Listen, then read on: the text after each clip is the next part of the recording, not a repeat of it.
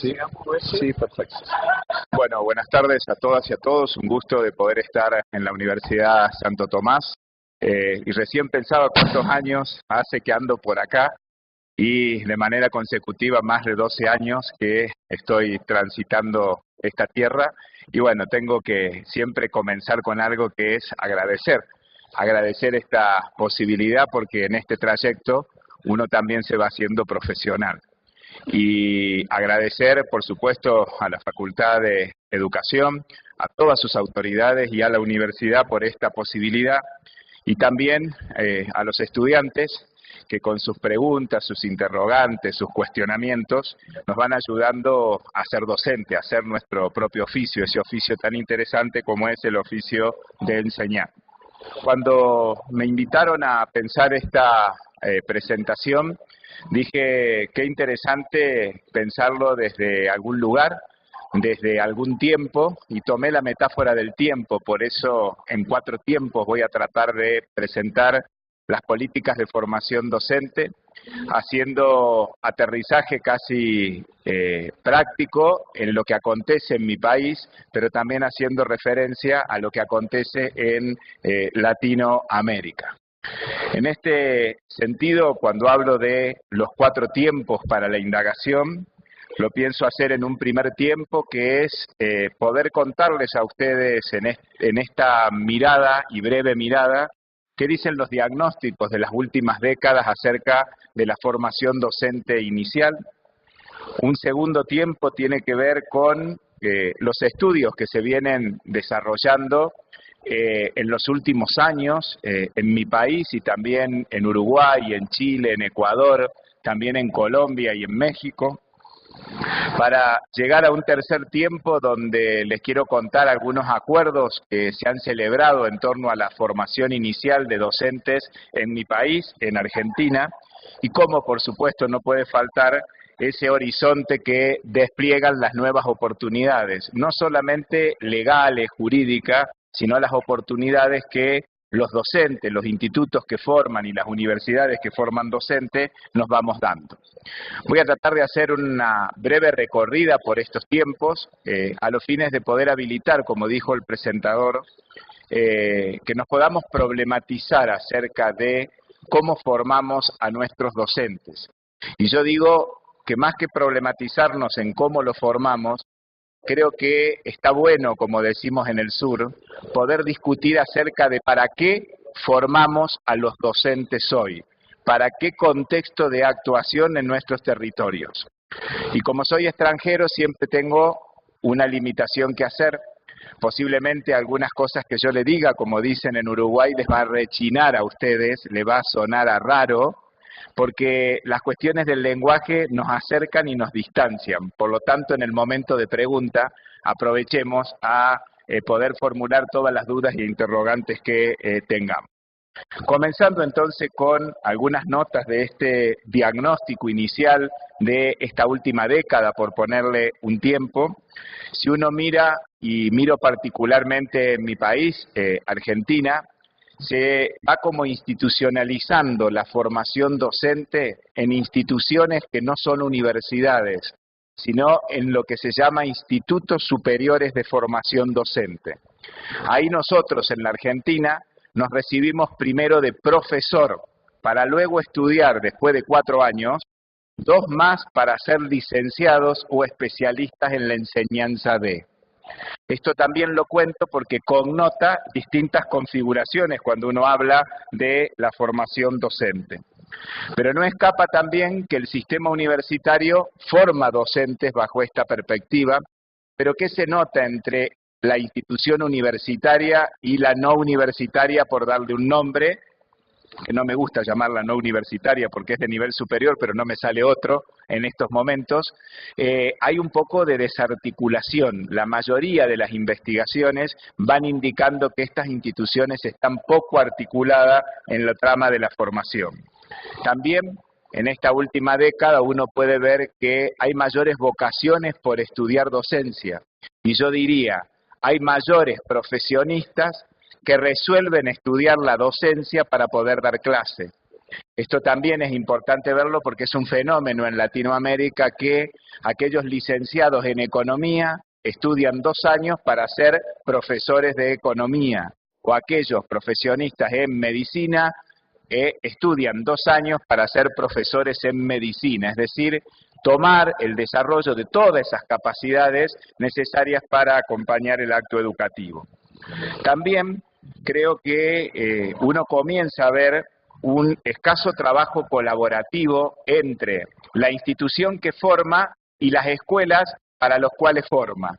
Y esto creo que se da a lo largo y a lo ancho de Latinoamérica. Hay como una desconexión entre las instituciones formadoras y las escuelas de destino, las instituciones donde luego estos egresados se van a ir a desempeñar. Por otro lado, me parece que es bueno ver que hay una desarticulación de los requerimientos. En mi país se forman muchos docentes para la educación primaria, para la educación inicial, pero en la educación secundaria y en los campos disciplinares como de física, química, matemática, hay muy pocas vocaciones. Hace falta, creo que cuatriplicar particularmente la cantidad de docentes para poder atender con titulación todo el servicio educativo de nuestro país. Algo similar le está pasando a Chile, a Ecuador, y también me arriesgaría a estar diciendo en México en estos momentos, donde hay una sobreevaluación de docentes de primaria, es decir, hay gente habilitada para dar clase en primaria o en la educación básica, pero no para los niveles de secundaria. También creo que se nos presenta un escenario bastante heterogéneo en cuanto a la calidad, en cuanto a la pertinencia, en virtud de que existen muchas instituciones de formación docente. Por ejemplo, en la Argentina son 1.700 instituciones formadoras de docente a lo largo y a lo ancho del país, entonces articular todo este sistema está teniendo y tiene sus dificultades. Por ello, quiero no quedarme solamente con las notas que por ahí van mostrando algunas cuestiones que no están funcionando bien, sino que contarles que desde el año 2005-2006 se comienza a pensar en que a estas cuestiones hay que atenderlas y hay que comenzar a construir algunas ideas, y así es como que la formación docente comienza a ocupar un lugar en una ley nacional de educación. Particularmente para obtener el título de profesor ya no se estudian 3 años, sino que se estudian 4 años. Se cambian los planes de estudio y se vincula desde el inicio de todas las carreras, desde el primer año, con la práctica docente. El alumno solamente tiene 2 meses de cursado sin escuela de destino, pero desde ahí en más se inserta y está vinculado en contextos de práctica. Siguiendo con esta línea de actuación, comienza a darse una cuestión de unidad para poder teniendo en cuenta las particularidades. Por eso ahí pongo sin uniformidad, porque en cada territorio se van construyendo ofertas que se buscan que sean equivalentes en cuanto al desarrollo de capacidades y de competencias en los docentes. Por otro lado, creo que es importante ver que todas las instituciones de formación docente participan de procesos de acreditación que antes no se estaban dando, es decir, desde el 2006 en adelante comienzan a darse procesos de acreditación para poder ir homologando toda la cuestión de títulos y certificaciones, y fundamentalmente prácticas. Se comienza a construir una idea de que las facultades de educación, los institutos superiores de formación docente, deben convertirse en centro de recursos pedagógicos para poder contribuir con la mejora de la educación obligatoria. También se comienza en la formación a incluir aspectos que hacen a la inclusión educativa, es decir, no formar al docente solamente para ese oficio, por decirlo de alguna manera, tradicional de dar clases, sino formarlo para las tareas de la inclusión, es decir, lo socioeducativo comienza a atravesar la trama de los planes de estudios.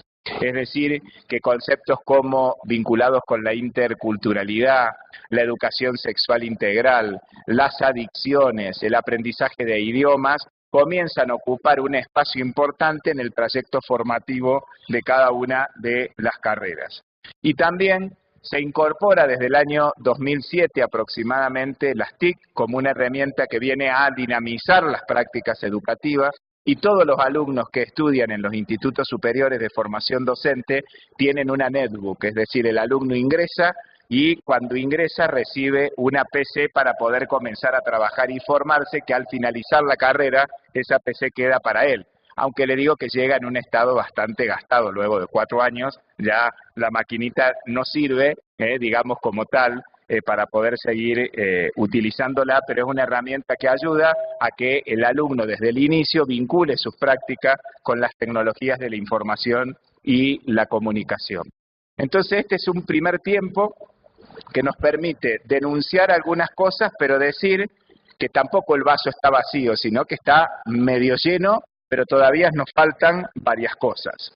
Y viene un tiempo que me gusta llamarlo de diagnóstico reciente, que en estos últimos años hemos podido hacer, y yo estoy liderando en estos momentos un grupo de investigación que se dedica a mirar la práctica de enseñanza fundamentalmente en el tramo de la secundaria, que para nosotros en nuestro país involucra a los chicos que tienen entre 12 y 18 años, para que tengan la franja etaria sobre la cual me voy a estar refiriendo, y fundamentalmente de los docentes que se forman y de qué dicen los docentes nobles.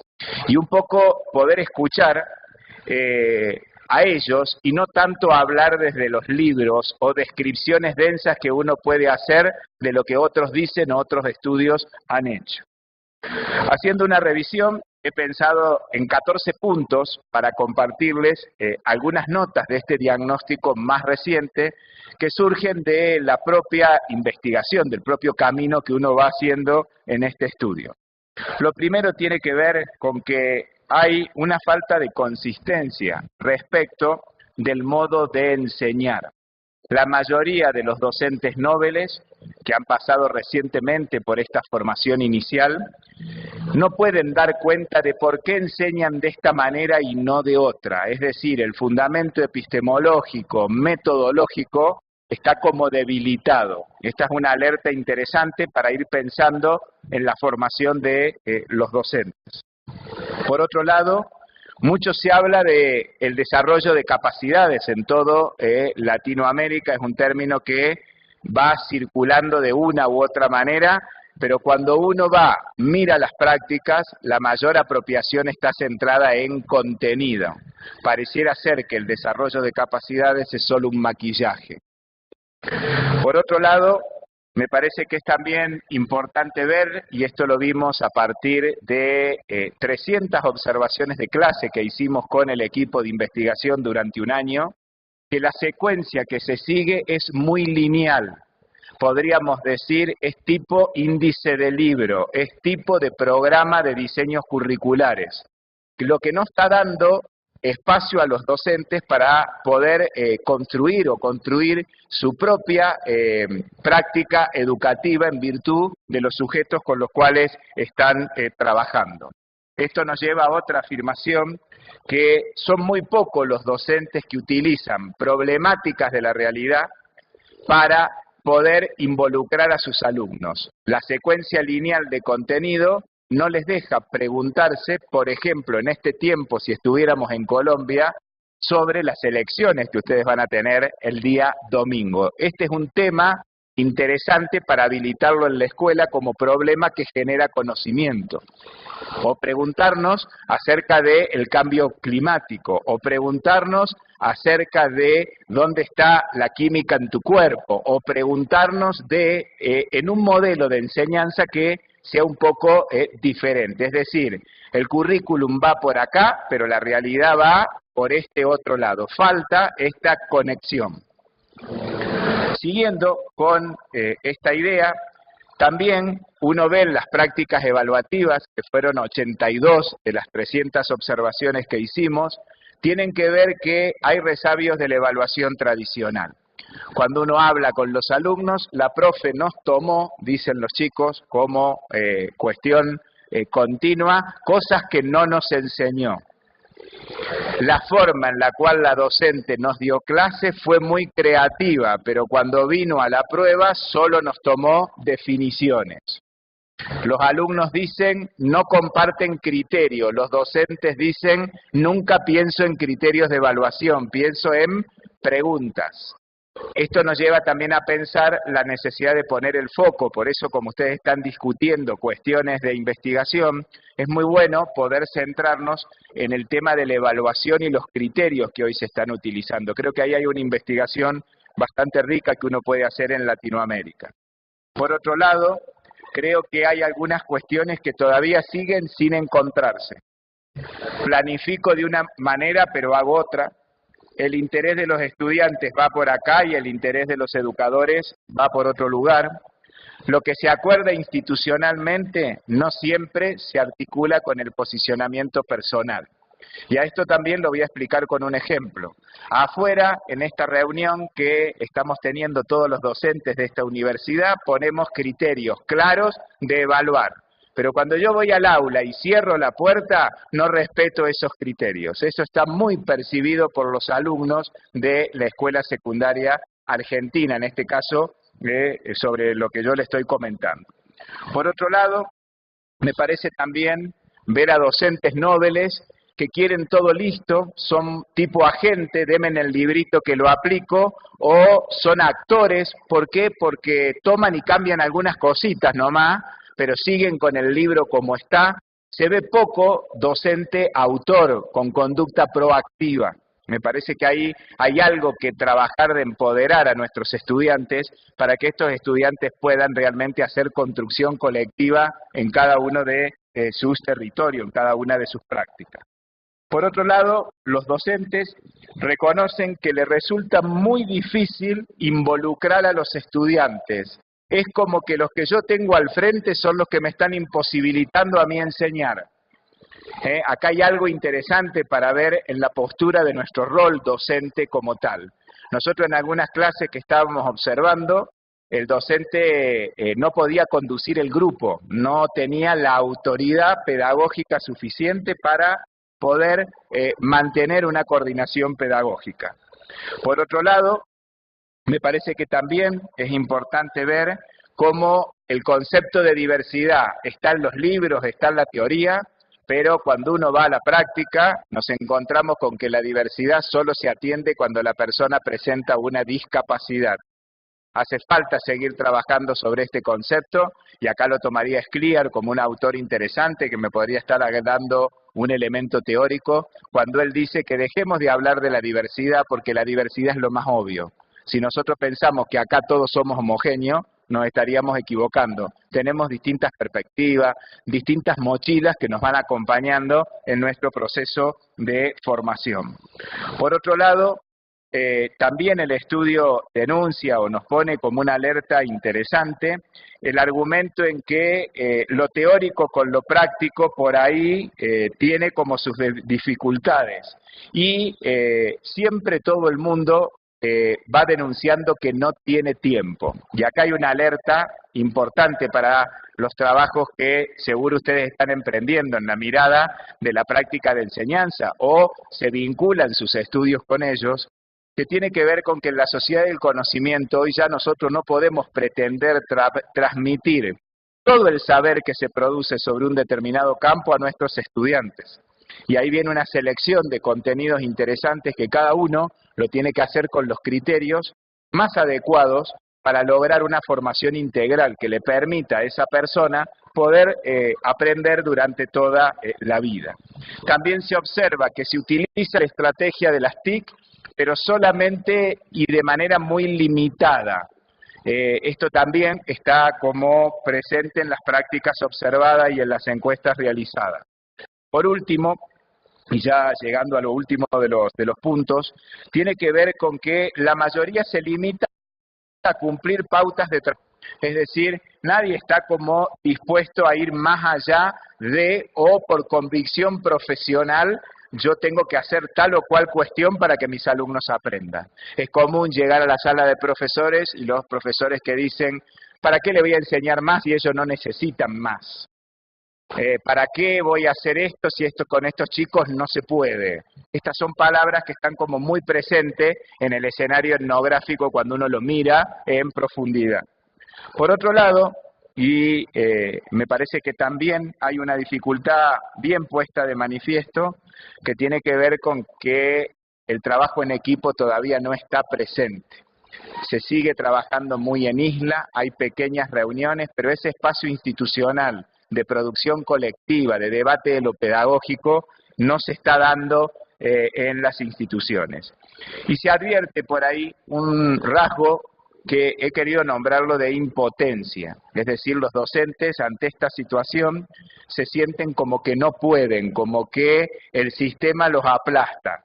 Y esto hace que su tarea cada vez más sea una carga, y hay un dato que se correlaciona de la investigación. Cuando uno mira, hoy han aumentado, en la Argentina se llaman las carpetas médicas, porque los docentes terminan sacando licencia y la mayoría de ellos son por pánico, por insatisfacción profesional, porque nos sentimos como impotentes que no podemos llegar a donde tenemos que llegar con nuestros estudiantes. Por ello, estos son solamente algunas notas de este estudio que nos aproximan a un diagnóstico un poco más reciente de lo que acontece con esos docentes nobles que se forman en estas instituciones, en estas universidades, y que seguro ustedes en su contexto le agregarán otras notas para pensar. Pero me parece que estamos en tiempos de propuestas y en estos últimos años en mi país se viene discutiendo, aparte de aquello que dije anteriormente que se estaba desarrollando, creo que se ha elaborado un marco referencial interesante en torno al desarrollo de capacidades profesionales, y cuando hablo del desarrollo de capacidades profesionales me parece que tiene que ver fundamentalmente que lo que yo hago lo tengo que hacer con ciencia, pero también lo tengo que hacer con conciencia, y yo diría algo importante, poniéndole compromiso. Si hoy uno ve en la tarea cotidiana del rol docente, es por ahí considerar a esto un trabajo y no vernos como profesionales. Creo que hace falta construir la categoría profesional en mi territorio. No ser solamente un trabajador, sino ser un trabajador, pero un trabajador que tenga cierta profesionalidad. Y como ustedes ya lo saben, no me voy a detener en esto, cuando uno habla del desarrollo de capacidades, habla de ese saber en acción, es decir, de aquello que yo puedo utilizar y poner en acto. En este debate federal, porque mi país es muy grande, particularmente no solo en extensión, sino también en habitantes, nos lleva a pensar en acuerdos que se van celebrando en lo que es el Consejo Federal de Educación, y en este marco hemos podido acordar una serie de capacidades a desarrollar en la formación de los docentes. Yo digo que muchas de estas capacidades ya se vienen desarrollando. Lo que el acuerdo marco hace es tener un marco de referencia para poder mirarnos. Y esto no está mal, esto nos desafía, esto nos reta, nos pone en distintas situaciones. Una de estas capacidades, y acá empezamos a ver un poco de coherencia a lo largo y a lo ancho de Latinoamérica, como las políticas, tanto que se impulsan desde la Organización de Estados Iberoamericanos, desde la UNESCO, también desde algunos bancos como el Banco Mundial, el BID, van teniendo como una connotación interesante en el impacto de la toma de decisiones. Una de estas capacidades tiene que ver con dominar los saberes a enseñar, actuar de acuerdo con las características y diversos modos de aprender de los estudiantes, como así también dirigir la enseñanza y gestionar la clase, intervenir en la dinámica grupal y organizar el trabajo escolar, intervenir en escenarios institucionales y comunitarios, y comprometerse con el propio proceso formativo. Estas son como las 6 grandes capacidades que en Argentina se han acordado para que todas las instituciones que forman docente pongan el acento en el diseño de sus planes, en la tarea cotidiana, poner la mirada en los desempeños que vamos teniendo. Intentaré ahora de manera breve hacer una reflexión por cada uno de ellos, no obstante en mi ponencia yo se las dejo desarrolladas, digamos, a cada una de estas capacidades a los fines de poder optimizar también el tiempo en la presentación. La primera tiene que ver con dominar los saberes a enseñar. Si de algo estoy convencido es que nadie puede enseñar lo que no sabe. Es decir, yo no puedo enseñar física si no sé física. No puedo enseñar matemática si no sé matemática. Por lo tanto, una alerta para Latinoamérica. Cuando formamos docentes, enseñar la ciencia, no dedicarnos solo a la didáctica, porque no es suficiente. Esto ya está probado, hay estudios a lo largo y a lo ancho de Latinoamérica, también hay en Estados Unidos, también hay en Europa, que ya denuncian esto claramente. Entonces, no nos convirtamos en didácticos solamente, sino que nos convirtamos en que un docente tiene que dominar el saber que tiene que enseñar.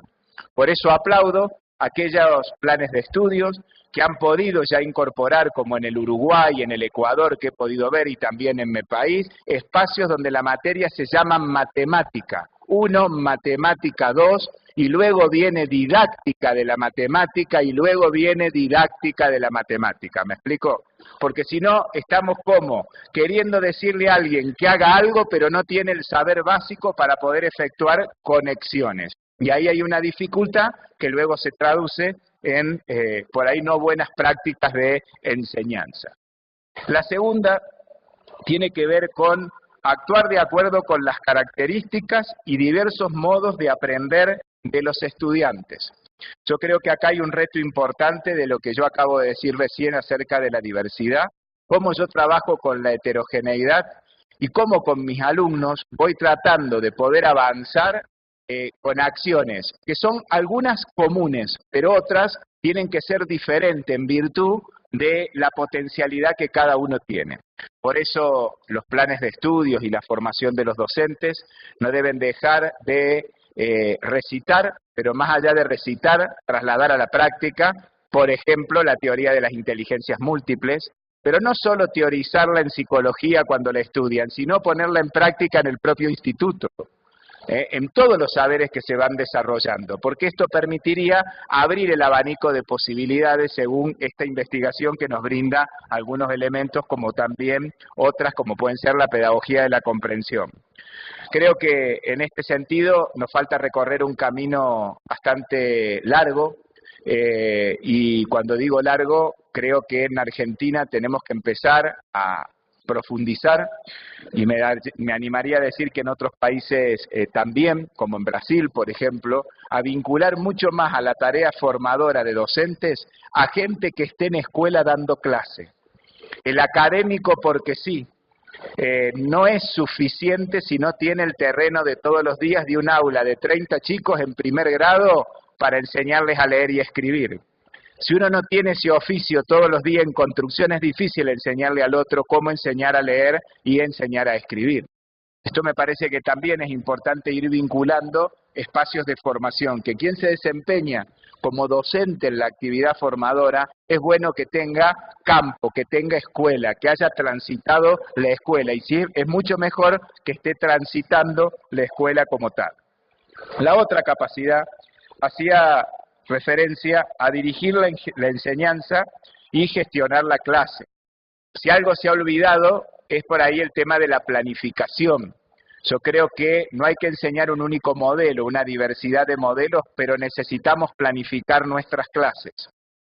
Cuando digo planificar nuestras clases, no estoy diciendo algo rígido, sino algo flexible, que me permita a mí poder trabajar con mis alumnos. Pero a esto tengo que acompañarle en la selección de la mejor estrategia para que mis alumnos puedan aprender y yo me pueda comunicar con ellos, y no dejar para el último el tema de la evaluación, sino desde el inicio que el alumno sepa con qué criterios yo lo voy a estar mirando a él. Pero para que mis alumnos que están en la formación docente aprendan esto, yo tengo que desde el inicio hacerlo yo también con ellos. Porque hay cosas que como educadores las aprendemos a partir de la observación, a partir de la propia vivencia que cada uno va haciendo. Porque si no es, haz lo que yo digo, pero no sé si lo va a poder hacer, ¿no? Como tal, porque yo no lo hago. Esto que decimos, chicos, tienen que trabajar con las TIC, pero yo siempre utilizo el pizarrón. Esta realidad que a veces nos impacta negativamente en nuestras prácticas. Creo que también los docentes, por eso esta capacidad hay que trabajarla mucho como tal, el tiempo y el espacio. Es necesario empezar a poder articular esta variable que cada vez más impacta en la sociedad globalizada en la cual estamos viviendo. Me parece que la variable tiempo y espacio, fíjense, cuando ustedes llegan a una escuela para poder observar, profe, no hay tiempo, no tengo espacio donde atenderlo, no sé qué día nos vamos a encontrar, pero yo quiero ver cómo están trabajando con él, no tenemos dónde agruparlos, y comenzamos con esta problemática que está como muy presente en las instituciones educativas de Latinoamérica, y yo también les quiero decir que esta problemática también está en Europa, no es que no está, y no lo digo de los libros, es porque he recorrido escuelas. Por suerte he tenido la posibilidad de visitar 27 países donde visité instituciones educativas, que he podido ver que muchos de los problemas que tenemos nosotros en nuestro territorio son exactamente los problemas que también tienen ellos. Lo que pasa es que a veces ellos tienen más recursos, algunos, para poder resolver algunas cosas, como también sorprenderme de algunos resultados educativos que voy observando en algunos territorios muy empobrecidos. Por ejemplo, me saco el sombrero ante los docentes de Haití cuando le enseñan a sus alumnos a leer y escribir, que no le enseñan con la palabra generadora como por ahí nos dejan entrever en las películas que nos muestran y nos dicen tal realidad, sino con la construcción de conocimiento que esos docentes hacen con los alumnos de una perspectiva desde las prácticas del lenguaje, que también están instaladas en ese territorio, lo que pasa es que la vulnerabilidad ahí es mucho más fuerte que en el caso de mi país y el de ustedes también. Por ello, siguiendo con el desarrollo de las capacidades, tiene que ver con esto de intervenir en la dinámica grupal y organizar el trabajo escolar. Yo creo que acá es muy importante el clima institucional que se va generando en torno a la construcción de nuestro oficio, de ese oficio de enseñar. Ver también cómo bajo esta perspectiva de buen clima vamos resolviendo los conflictos. Si hay una dificultad que uno ve hoy en los sistemas educativos, es el nivel de conflictividad que hay entre los alumnos. El problema no es con los estudiantes, son los adultos que operan y actúan en la escuela. En un estudio, que es otro, no este que les comenté en una de las paradas que estoy haciendo en el tema de la mirada del tiempo, da cuenta que hoy los equipos de convivencia desde las distintas zonas de supervisión se dedican más a atender problemas de adultos que problemas de estudiantes. Fíjense hasta dónde llega la tarea y la mirada en generar un buen clima. Y otro estudio que cuando venía de viaje para aquí leí, que me lo bajé de internet de uno de los diarios, que salió el diario La Voz del Interior en Córdoba, hay algo que los jóvenes nos están aclamando a gritos. Por favor, valórenlo y ténganlo como tal la confianza que nosotros necesitamos que ustedes tengan en nosotros. Esto a mí me hizo pensar, para la conferencia de hoy, algo importante, ¿no? Cómo todavía sigue presente en el otro que escucha la representación que los vemos como un déficit, los vemos como los que no nos permiten enseñar, lo vemos con que son vagos, que ahora porque leen en la computadora estudian menos, ahora porque le pido un ensayo y todos lo traen, les digo a mis alumnos seguro que lo copiaron de internet. Falta el nivel de confianza docente-alumno, los alumnos lo denuncian en un estudio que estuvo haciendo Flaxo en Latinoamérica. Esto está también interesante para compartírselo. Y no quedarnos solamente en esta interacción a nivel institucional entre docentes, sino también ver la interacción que se va dando con los alumnos, de qué manera nos vamos vinculando con el conocimiento, con la comunidad, en esa construcción que siempre en los discursos decimos que es compartida. A ver, cómo la trasladamos realmente a la acción, la hacemos realidad. Otra de las capacidades tiene que ver con poder intervenir en los escenarios institucionales y comunitarios. Es muy importante, y esto en nuestro estudio también lo pudimos ver como una nota de identidad, cuando se le pregunta a los docentes nobles si conocen la comunidad con la cual están trabajando, no, yo vengo a 5 horas de acá, no conozco la comunidad, vengo a dar clase. ¿Cómo vinculo la educación con la realidad si no tengo paneo general con qué comunidad estoy trabajando? Por eso, en la formación docente, creo que es muy bueno comenzar a trabajar la perspectiva situada en la construcción del aprendizaje y la enseñanza. Eso que me permite construir a partir del contexto en el cual yo me estoy desempeñando. También me parece aquí clave el vínculo que uno establece con la familia. Fíjense en que esto en la mayoría de las carreras no se los enseña a los alumnos. Cómo vincularse con la familia, cómo comunicarnos con la familia, cómo hacer partícipe a la familia. Son contenidos y prácticas que tenemos que empezar a involucrar porque es uno de los retos que tenemos en nuestro oficio, en este oficio de enseñar.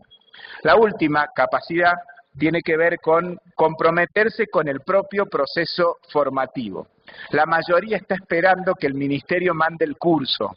No hay una perspectiva de formación personal. Esto es interesante, ¿no? Cuando yo en una escuela quiero cambiar la forma de enseñar la biología, pero como no llegó el curso del ministerio, no voy a cambiar la perspectiva. ¿Está? Esto de que viene todo en cascada, de arriba hacia abajo, pero no hay nada que emerja de abajo hacia arriba. He podido coordinar en años anteriores una experiencia de revisión de práctica en 7 países y esto me permitió, y se los comparto porque creo que es importante en este momento en el cual ustedes están debatiendo acerca de la investigación, la formación como docentes y estudiantes, algunas notas que yo veo en aquellas escuelas que son exitosas, que van teniendo un buen desempeño. Lo primero es que creo que están preocupados porque todos sus alumnos aprendan lo que tienen que aprender en el tiempo establecido. Esto es muy interesante verlo, cómo en la escuela hay un mandato claro que lleva hacia ese horizonte. Todo el mundo, uno va hablando con ellos y todos saben a dónde va la meta en cada grado, en cada año, en cada curso. Por otro lado, están preocupados en la trayectoria de los pibes, en cómo el alumno va pasando de grado o si se queda, cómo lo acompaño a los fines de que pueda lograr la meta. Algo interesante, todas estas instituciones dan cuenta de un clima saludable de trabajo. Uno entra y respira ese clima institucional. Uno acompaña, el otro viene, el otro va, hay auxilio de profesores uno con los otros. Una característica importante, nunca los alumnos se van ante a la casa. Siempre hay una organización pedagógica si un docente falta en cómo articular el funcionamiento de la escuela. Esto también es interesante verlo. Hay un plan de desarrollo profesional, tanto personal como institucional, y hay muy buenas relaciones con la comunidad, con la familia. Son como notas distintivas que uno ve como reglas que se van repitiendo en todas estas experiencias, que uno podría decir que son muy buenas experiencias en ese contexto. A lo mejor en otro contexto esas experiencias no lo son, si uno lo mira desde esta perspectiva situada y contextualizada. Y así llego al cuarto tiempo, que tiene que ver con un tiempo de monitoreo, que tiene que ver con un tiempo de proyección, donde comienzan a aparecer nuevas líneas de política pública que tienen que tratar de responder esencialmente a las necesidades de los profesores.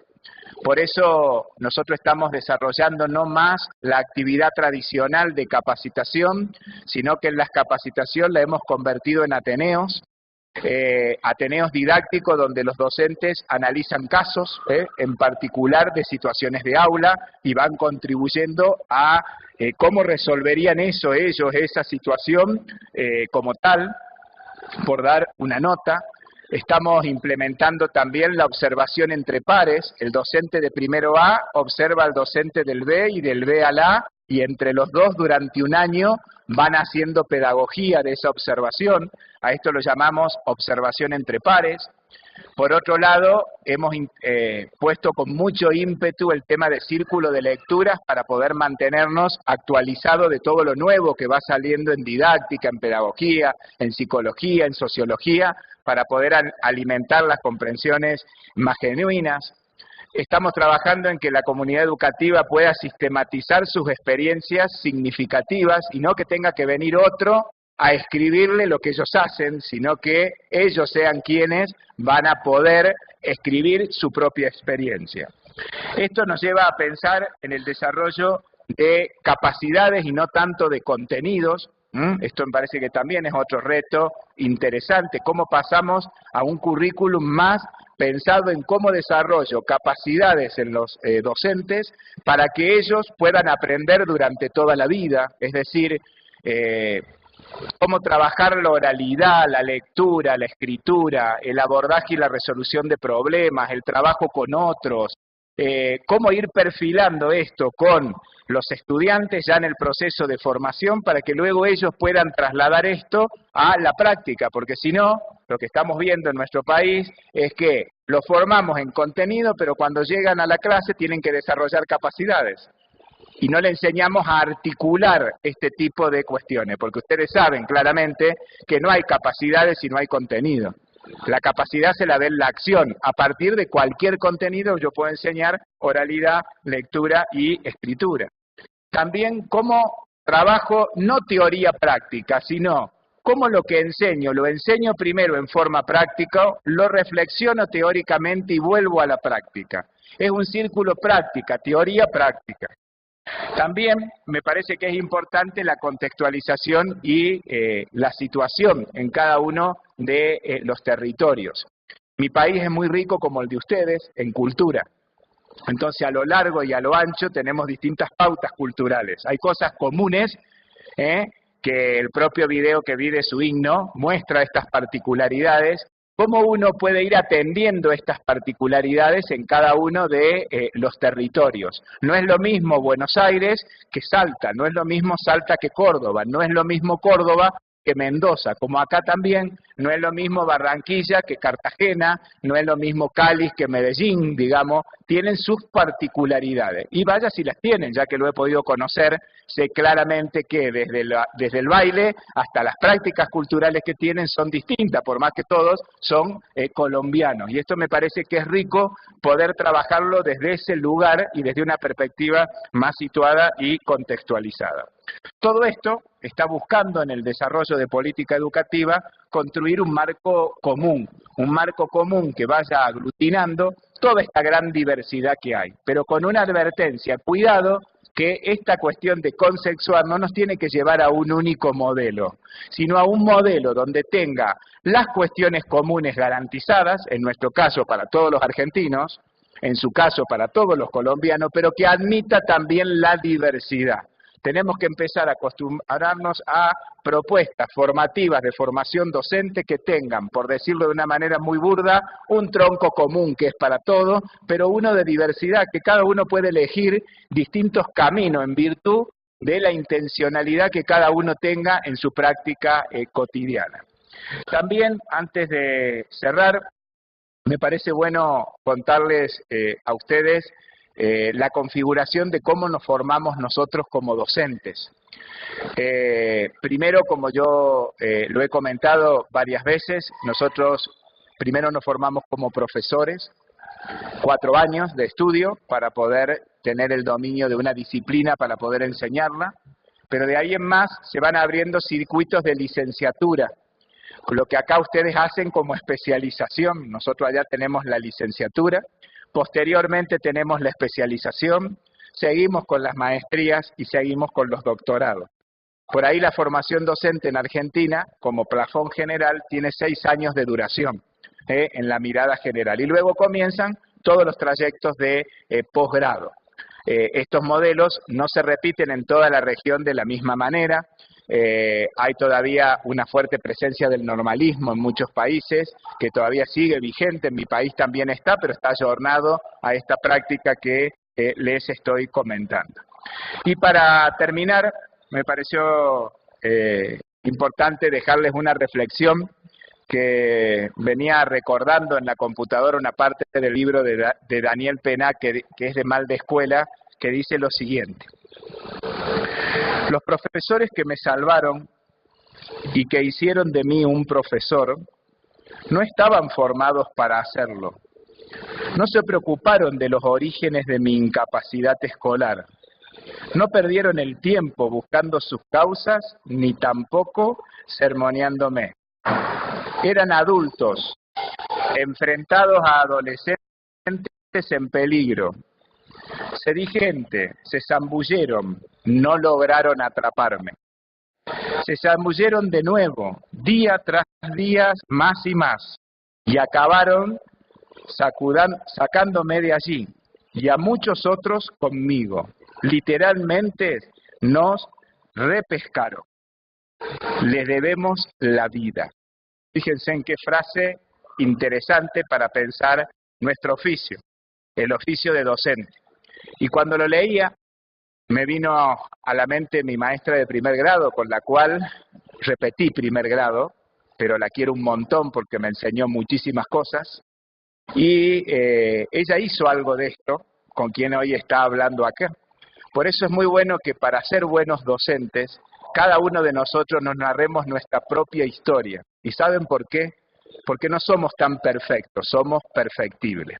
Muchísimas gracias por la escucha y espero que esto les sirva para poder pensar, para poder abrir nuevos diálogos, porque hoy la educación latinoamericana está necesitando de todo nuestro esfuerzo, de toda nuestra batería cognitiva, social, afectiva, puesta para lograrlo mejor. Muchas gracias por la escucha atenta.